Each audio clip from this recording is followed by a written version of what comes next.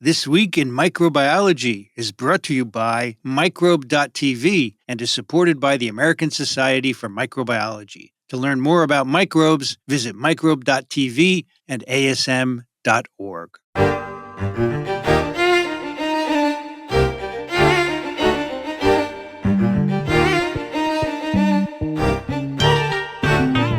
This is TWiM, This Week in Microbiology, episode 328, recorded on February 6, 2025. I'm Vincent Racaniello, and you're listening to the podcast that explores unseen life on Earth. Joining me today from Ann Arbor, Michigan, Michelle Swanson. Hello, good to be with you. It's very calm here in our collective studio compared to elsewhere. From Charleston, South Carolina, Michael Schmidt.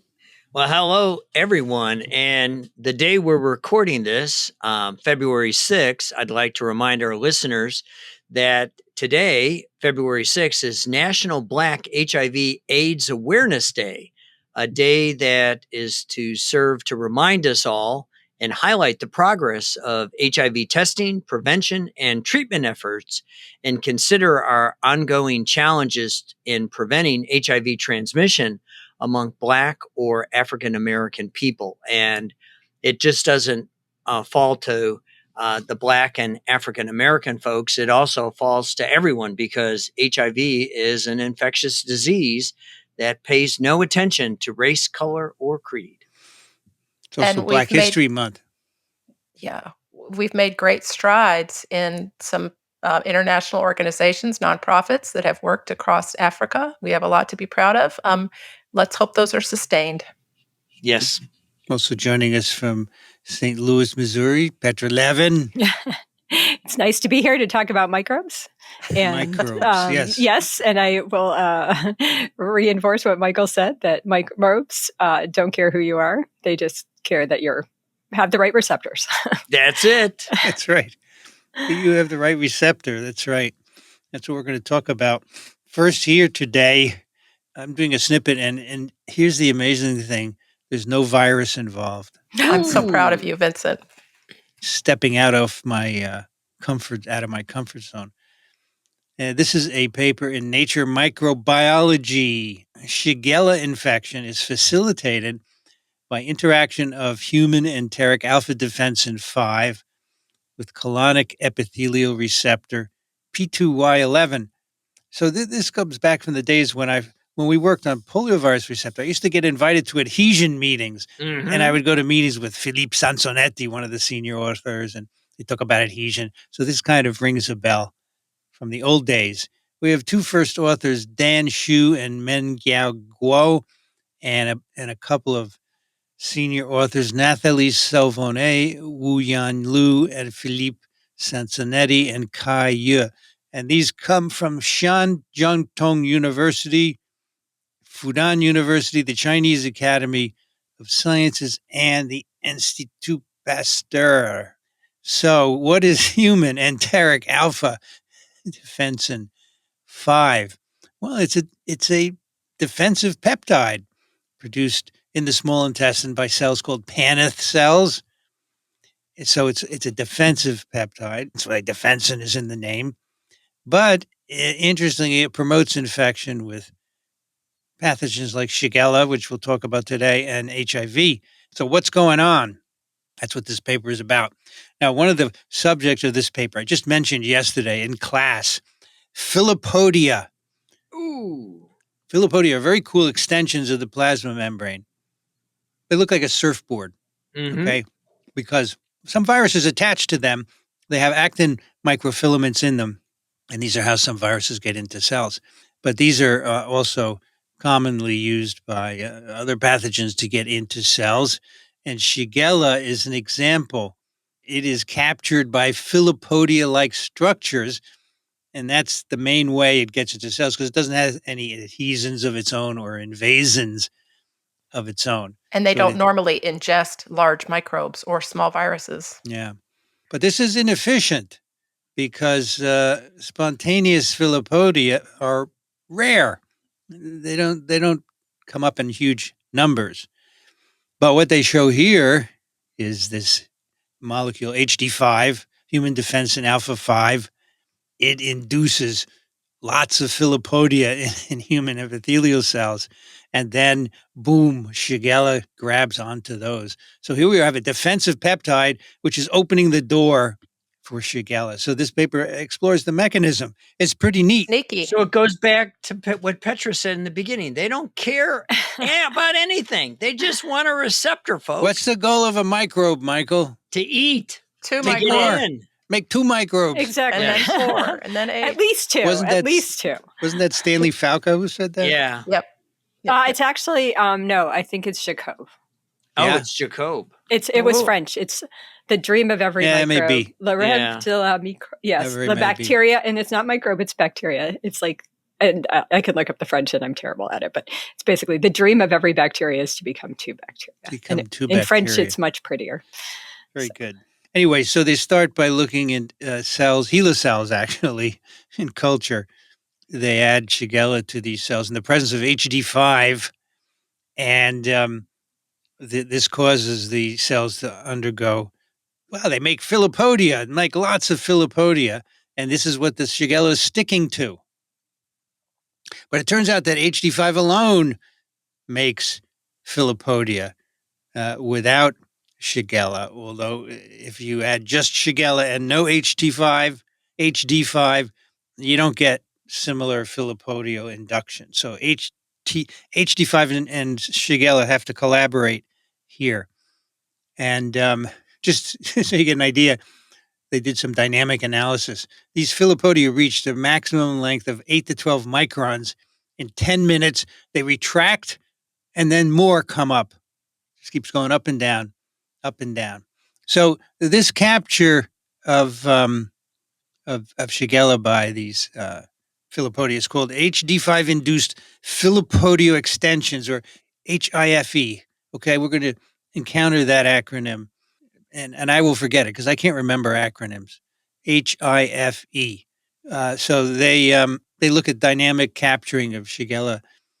It's very interesting. So in mock-treated cells, no HD5, you get 2.3 spontaneous capture events per cell in a half hour of Shigella. If you add HD5, it goes up to 30 per cell.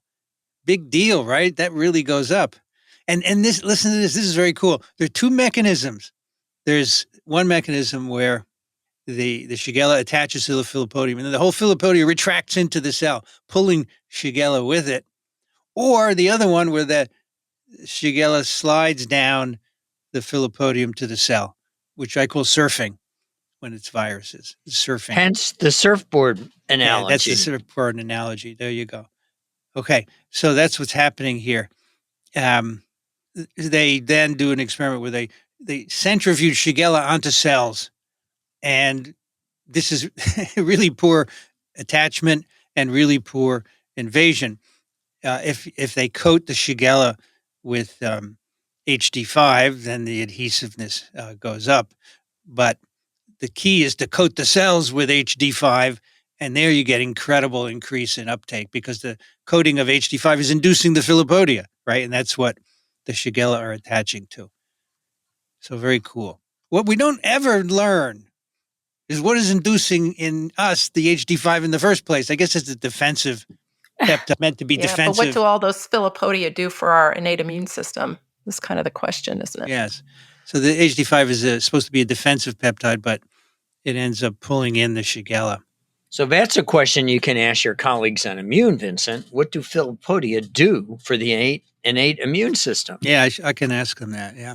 Yeah, it might be context dependent. Like if Yeah, it's, I think it is context I'm guessing dependent. if it's like a staph or something that's not supposed to be inside, they might be very effective. They're definitely increasing the surface area. Yeah. So, And it may be simply to trap them, to get rid of them, to recruit phagocytes. So they're getting this idea that there are 2 roles of HD5. First is to enhance adhesion. So it enhances adhesion, but not a lot, but it does enhance. And then, of course, it works on the host cell, makes these filopodia to enhance invasion. And in fact, they use an inhibitor of actin polymerization, cytokalasin D. And they show that if they add cytokalasin D that abolishes the HIFE, right, and the invasion mediated. That's actually by, really interesting because it says it's not the defensin, it's the filopodia. Yeah. All right. So is this a general thing or is it HeLa cell specific? One of the dangers of using HeLa cells. So they look in 10 epithelial cell lines, primary human colonocytes, and 8 suspension cell lines, and they all do the same thing with HD5 and Shigella. So this is a ubiquitous function of HD5. Now, interestingly, if you micro-inject HD5 into cells, it doesn't do anything. It doesn't make filopodia. It's got to hit the surface. And they also have in vitro actin polymerization assays, no effect. So they're thinking, maybe there's a plasma membrane receptor for this thing. So let's look for it. And there's nothing in the literature about that. Yeah, so that nobody knows what they're this gonna learn. HD5 is binding to, but they have a couple of candidates they go through and none of them are right. So then they say, what about G protein coupled receptors? These have been shown before to interact with defensives. They use a non-specific GPCR inhibitor called suramin. Okay, suramin, some of you may know in the early days of HIV, it was used as an antiviral. Not anymore. It's not very good. But this suramin inhibits HIFE formation, right? So they're thinking, it's a GPCR.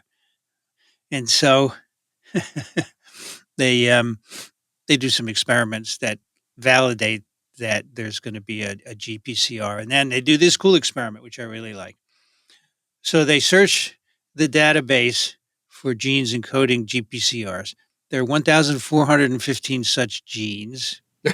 That's a lot. And 60, they narrow it down to 61 that have certain criteria. And then they use RNA-seq and they measure the amount of the RNA of each of these GPCRs in HD5 responsive cell lines, right? So you add HD5 and they make filopodia.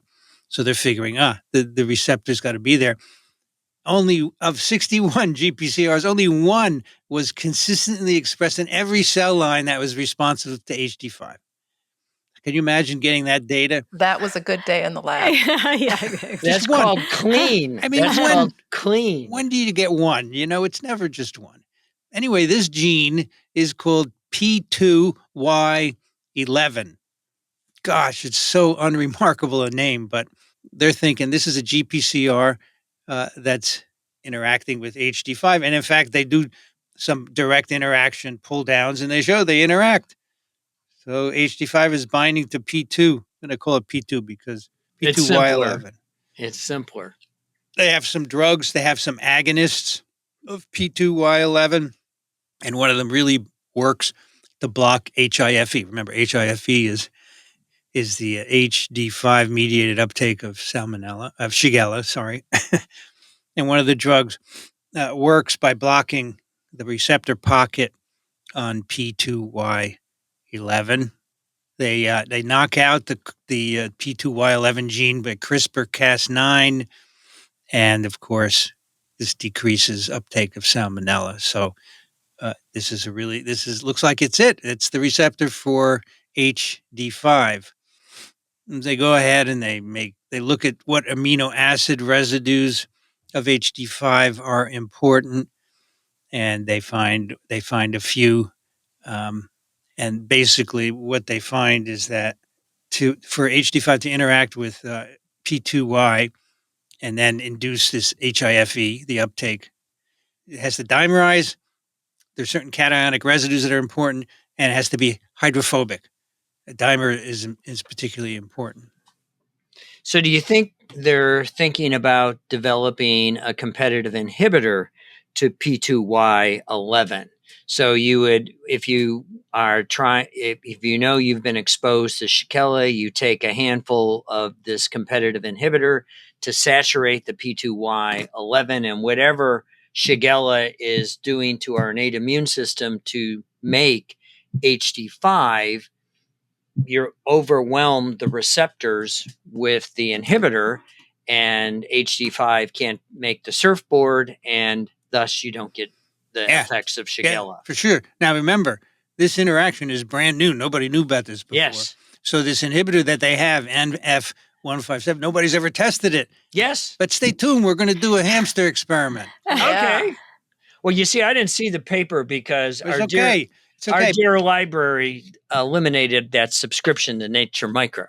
Yeah, that happens. I had a question. So this is all happening in the epithelial cells in the intestines, correct? Yeah. Is the idea? That's the idea. So it's the intestinal immune system. Well, in fact, now they make these mini gut models. Yeah. And they look for where these proteins are. And they also look at human colonic tissue sections. So this receptor is in the colonic epithelial layer. It's in the crypt, and in undifferentiated enterocytes, it is at the apical membrane. So it's basically consistent with where Shigella is attaching. So given the nature of, as we were talking about receptors, and then I'm thinking about Michael's idea here, I mean, obviously it seems unlikely that other enterics would use the same receptor, but you never know. You never know. That's a good question. They actually don't mention that at all. I mean, salmonella would be my first guess, right. But or Campylobacter. Yeah, Campy would be. All right. Hamsters. What happened? Hamsters, Vincent. Guinea pigs. Let's go to the hamsters.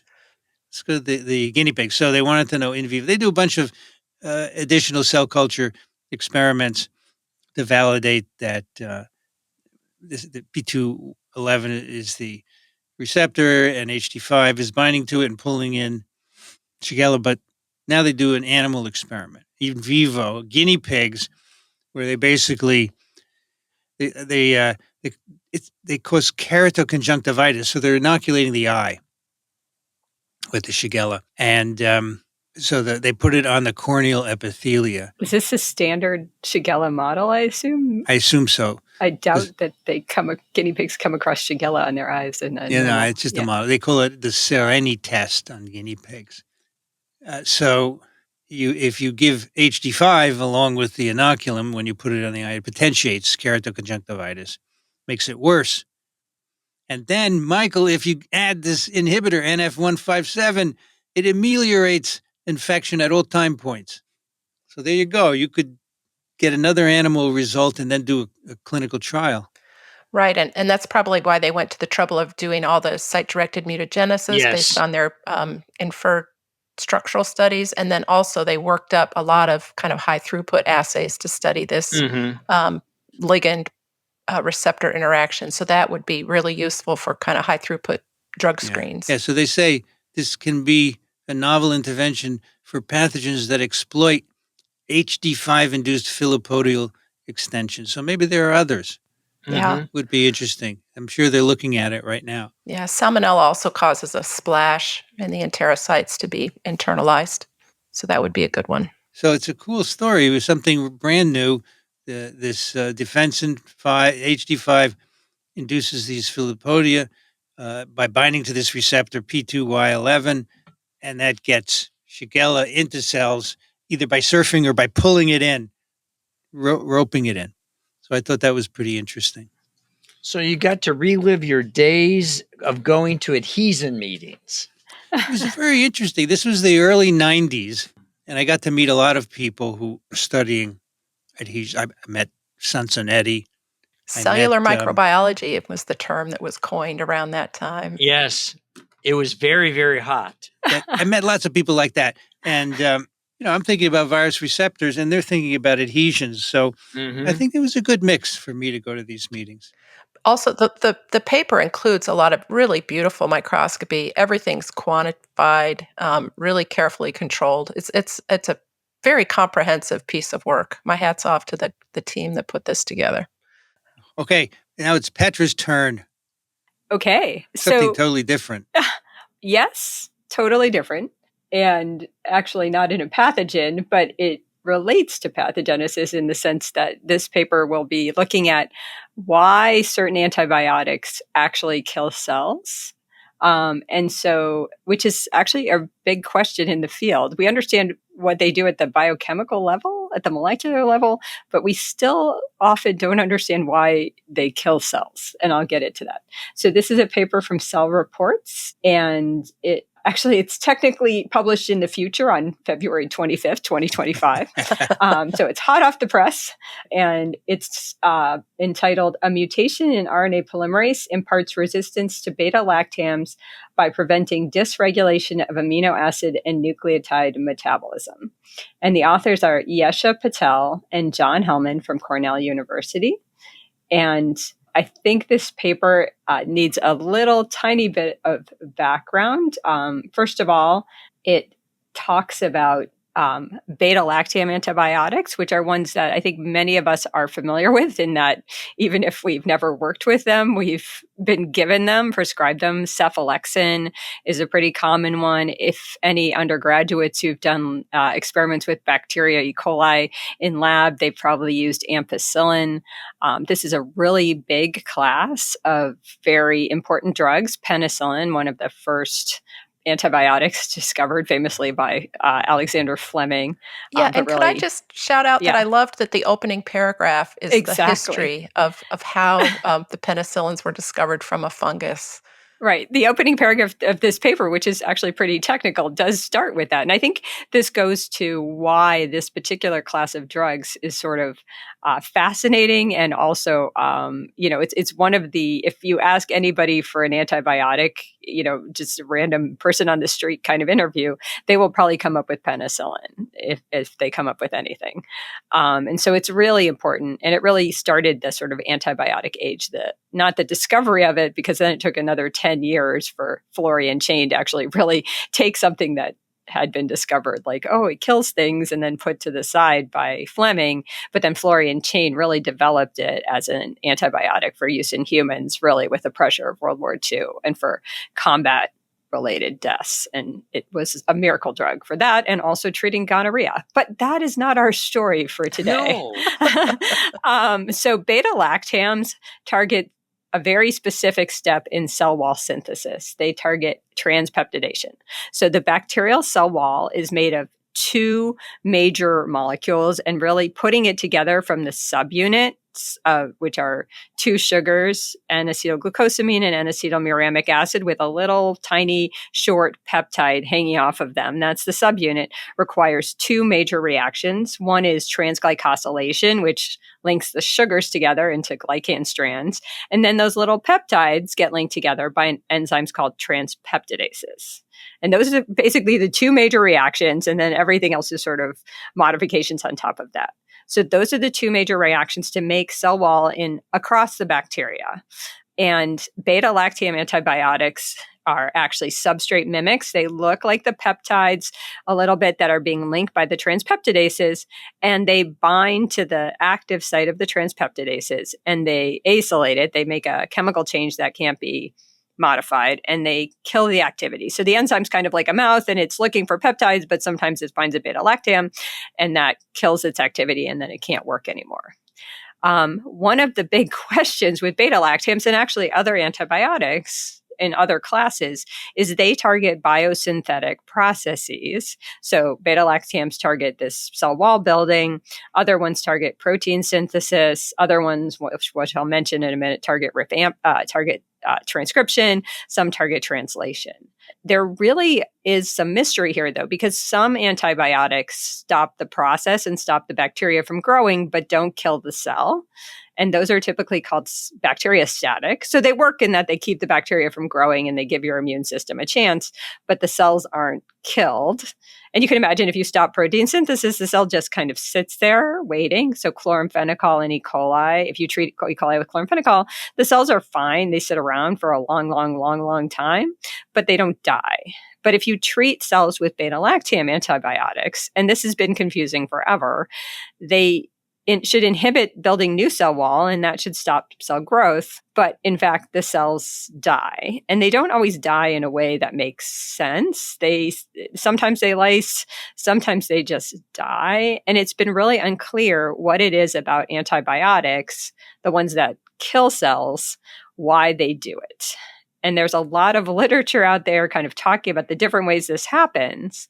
And one of the things, and I'm going to come back to it, has been the generation of reactive oxygen species, which are generated in reactions. Well, the electron transport chain is sort of the classic one, where there are a lot of charged electrons floating around and things like this. And you end up with oxygen that's kind of like what would be in bleach. So we call them reactive oxygen species. The one people are most familiar with is hydrogen peroxide. That's stuff that you can put on a cut and it bubbles up. But this is very bad for bacteria, which is why you put it on a cut. Okay, so that's kind of the background here. They're looking at beta-lactams that target these transpeptidases. They're looking at Bacillus subtilis, which is a model system. And they have in hand mutations in RNA polymerase. So that one set of mutations makes the cell sensitive to a beta-lactam. They're using a specific one that targets a specific transpeptidase that they call PON-A, and that's really all you need to know about it.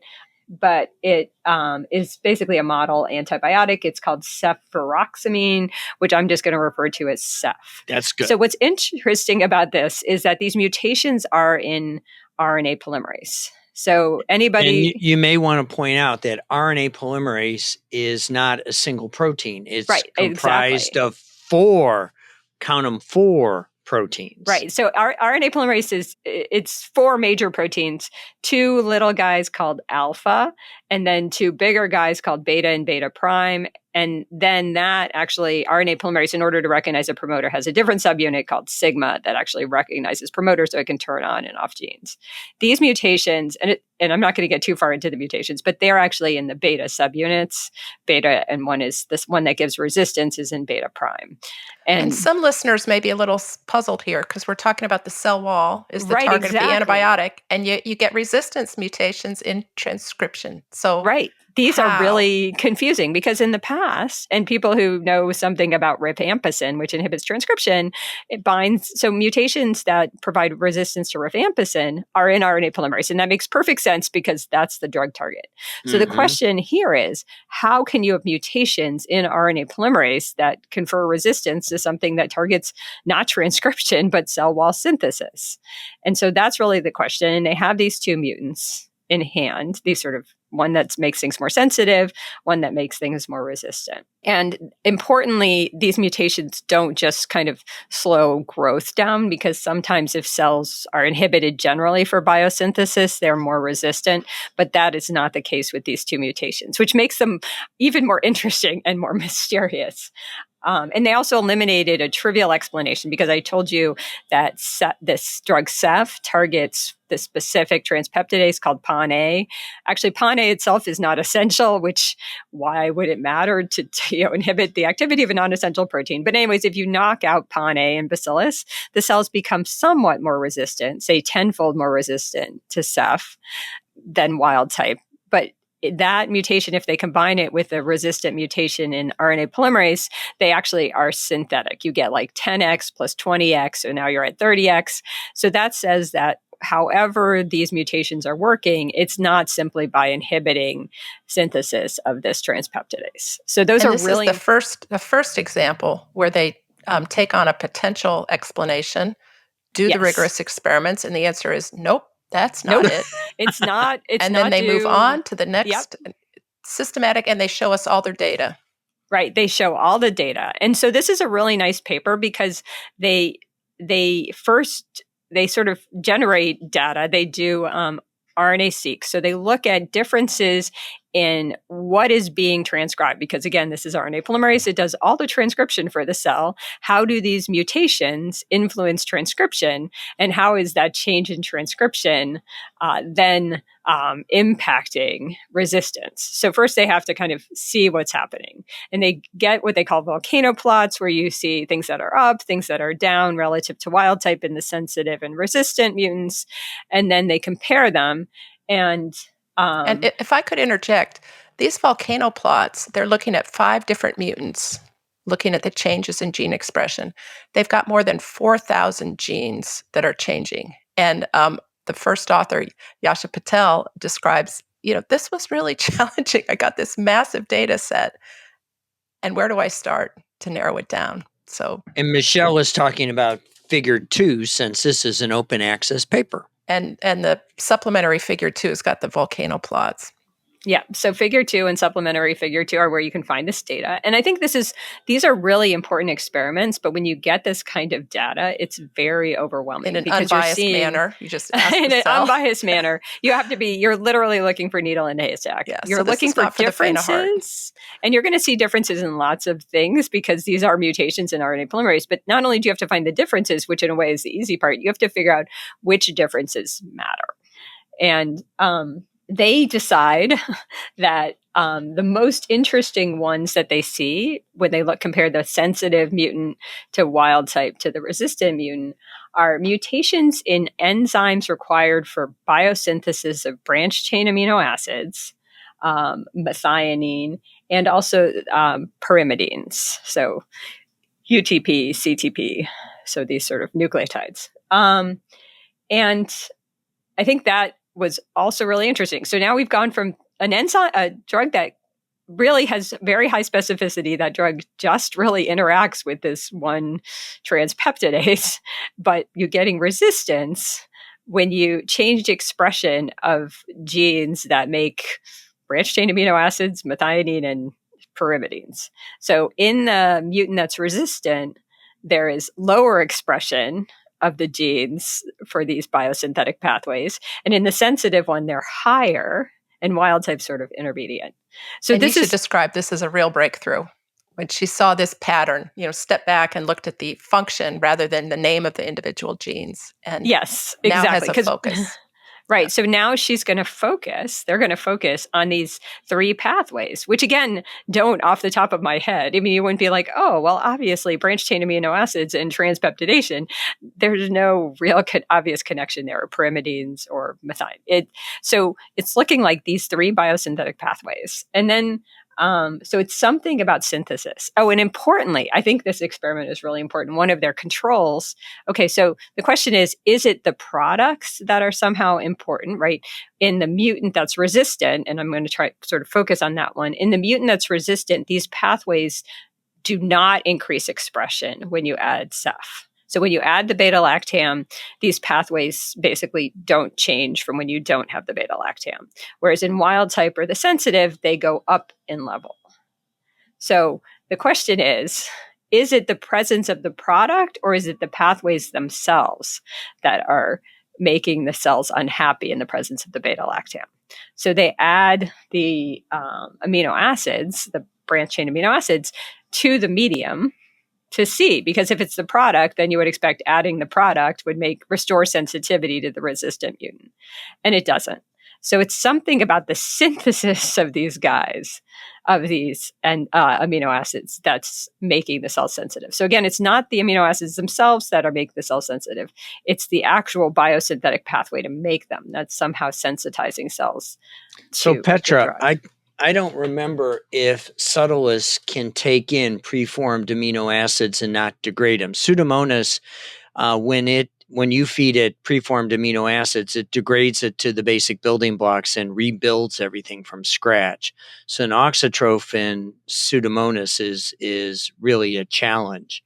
Oh, no, Bacillus' auxotrophy is complemented by supplementation. Okay, so you can feed it. Okay. Yeah, it's just like E. coli. It's very straightforward. So that's a really nice experiment. And anyway, so now they're going to look at, okay, what's controlling these pathways? And so they look at different regulators. And again, these are really important more for the sense of they have... In Bacillus, there are genes that turn on the pathway for making turn off the pathway for making pyrimidines, and there's a repressor that turns off the pathway for making branched chain amino acids. One is the branched chain amino acid pathway is repressed by an enzyme called COD-Y, and when they knock out COD-Y, so that pathway is on all the time, that sensitizes cells to Ceph. So that goes with it. The synthesis is the important part. When they knock out PIR, which is the repressor that inhibits pyrimidine synthesis. So now that pathway is on all the time. That also sensitizes cells to Ceph. So again, we're at a situation where it's the induction of these genes encoding biosynthetic enzymes that is actually sensitizing the cells to Ceph. So again, we're now in, okay, well, why are these pathways important? It's another piece of the puzzle, but it's still a puzzle. It's still a puzzle. It's still a puzzle. And they first, and understandably, so I told you early on that the cell wall in Bacillus is made out of precursor that has N-acetylglucosamine and N-acetylmuramic acid. And that involves making that little, that sugar, that disaccharide, involves something called UDP glucnac, which is UDP N-acetylglucosamine sort of precursor. And that pathway seems to be somewhat important because if they kind of make mutations that interrupt that pathway, they can change sensitivity, but that does not appear to be sort of the whole story. So they tried, and understandably, to connect the pathway for making pyrimidine, so UDP glucnac, this little precursor of the precursor, right, has a pyrimidine on it, UDP. They tried to connect it to cell wall, and they have some results that suggest that, yes, there's something going on with the cell envelope and pyrimidines, which makes some sense, but that did not seem to be the best answer. It was sort of like, yes, but it's kind of intermediate and unsatisfying.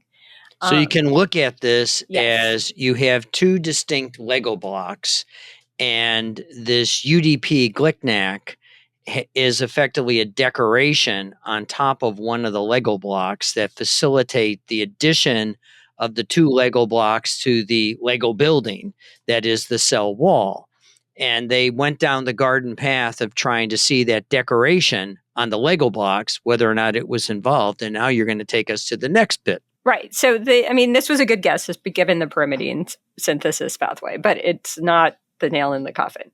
Okay, so there is a lot of data, and it's been very controversial in the field, like I mentioned early, that treating cells with any antibiotic, beta-lactams or otherwise, leads to production of these reactive oxygen species. Basically, the bacteria are making hydrogen peroxide and killing themselves.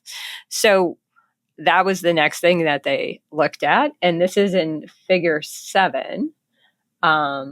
And they looked at the different mutants. They looked at wild type cells. They looked at the sensitive mutant, the sensitive RNA polymerase mutant. They looked at the pyrimidine per R knockout, so the constitutive pyrimidine synthesis mutant, the COD-Y knockout, so the constitutive branched chain amino acid, the PIR-R COD-Y double, where you get both branched chain amino acids and pyrimidine synthesis sort of unhinged, uncontrolled, and also the gain of function mutant in beta prime in RNA polymerase. And they looked at production of ROS. And this figure is so satisfying. I think it's 7F. It's just a bar chart, bar graph, and you can see that the resistant mutant makes less reactive oxygen species than all those other guys. Quite a bit less. And they have a really nice... statistically significant. They've got all their statistics displayed for everyone to see. And what I really like about this is they also looked at the PON-A mutant. Remember, the target of this drug, it probably must it must interact with other transpeptidases or should have no effect at all. But the PON-A mutant actually is pretty close to wild type in terms of making reactive oxygen species, which is also fascinating because somehow you have to connect the activity of the beta-lactam with its target, PON-A, to somehow inducing reactive oxygen species. But here you knock out PON-A and you don't really see much of a difference. So that raises all sorts of questions. And my best guess is it's probably that the drug has off-target effects, that it interacts best with PON-A, but it's probably interfering with other transpeptidases, but not in a way that is it may be dramatic. A population effect rather than an individual cell. Because remember, anytime you expose a bacterial population to reactive oxygen species, the population goes into a V, B, and C state. And we have seen that over and over again with strong oxidants like copper. It will send the entire population into a V, B, and C state very, very quickly. And so that then makes them exempt from any antibiotic exposure because the bacteria in the population just sit there with their arms folded going, okay, nothing's going to bother us. Yeah. So viable, Yasha and John, but non-culturable. Culturable. Viable, but non-culturable. So my guess is that is not what's going on here. But Yasha and John, you can look at this pretty straightforward. There's ways to do this in single cells. So you can test Michael's idea. Yeah. But what I think is really important, though, is that So it looks like they're producing less. And so, okay. But one possibility that they also do as a control here is they want to know, are those mutants more resistant to reactive oxygen species? Because even though they didn't see it in their volcano plots, there are a whole bunch of genes, bacteria see reactive oxygen species all the time, that essentially will neutralize the hydrogen peroxide. And so it's possible these guys are neutralizing it in some way, and that's why they're seeing it. But then when they actually do a test and they actually put hydrogen peroxide onto all the different cells, the mutants, the resistant mutants are actually still sensitive. So really it's that internally somehow that mutation is changing transcription and appears to be by downregulating keeping these pathways that might generate reactive oxygen species repressed, and that's protective. And then when you put that together with the PON-A, you get a synergistic effect. So I like this because it's really implicating metabolism in production of reactive oxygen species. They don't really know exactly why these particular pathways would lead to more reactive oxygen species, but it's really implicating the metabolic activity as killing the cell. And you also have maybe some of the cell wall degradation being a problem, but it really kind of suggests that ROS is an independent factor that's involved in the bactericidal nature of beta-lactams. What I really admire about this paper is they come up with an idea, a hypothesis, then they do quantitative experiment with taking advantage of the amazing genetics that are available in Bacillus, and then they say, well, it could be this. It's probably not that. And then they move on and they close by saying, these are really challenging experiments. And they're just completely honest, and they're saying, this is what we believe and is worth studying. And here are some things that we don't yet understand. So I really appreciate how frank they are about what they know, what they don't know, what they think is worth pursuing. It's a really nice paper. It's a really fun paper, and I think it really brings home, even though even though I'm going to say this about metabolism too. Mm-hmm. We have a lot of really good knowledge about where beta-lactams, what their binding partner is, and how they actually damage the enzyme. And in metabolism, we know which enzymes can carry out which reactions. But a lot of that work has been done in vitro, in purified systems, or maybe on the, beta-lactams are the transpeptidases are on the outside of a cell, so you can do in vivo binding. But the real question is, what are the consequences of these different reactions, especially when they're all together in the system inside the cell? And so if you'd asked me before I read this paper that, somehow branched chain amino acids and pyrimidine synthesis are going to be big contributors to reactive oxygen, that would not really have occurred to me. But now that I read it, I'm wondering how. And I think this is like, we understand metabolism, and when you learn it in college or high school even, you learn it in the context of individual reactions that have been done in a test tube. But what's going on inside cells, I think, is still a really exciting mystery.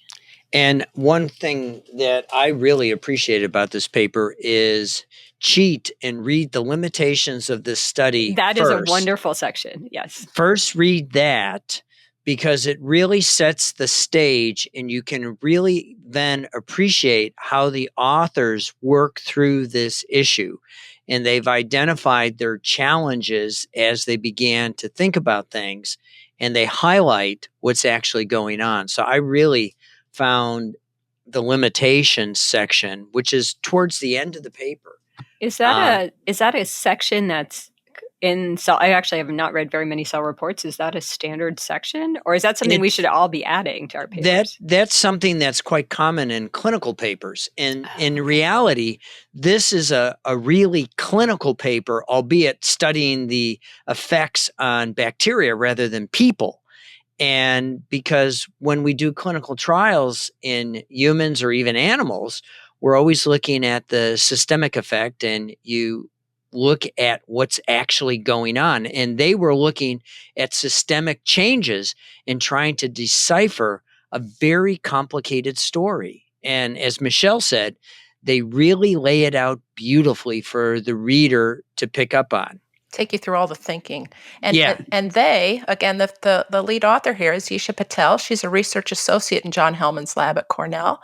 She was born and raised in Gujarat. Gujarat? A state on the western coast of India.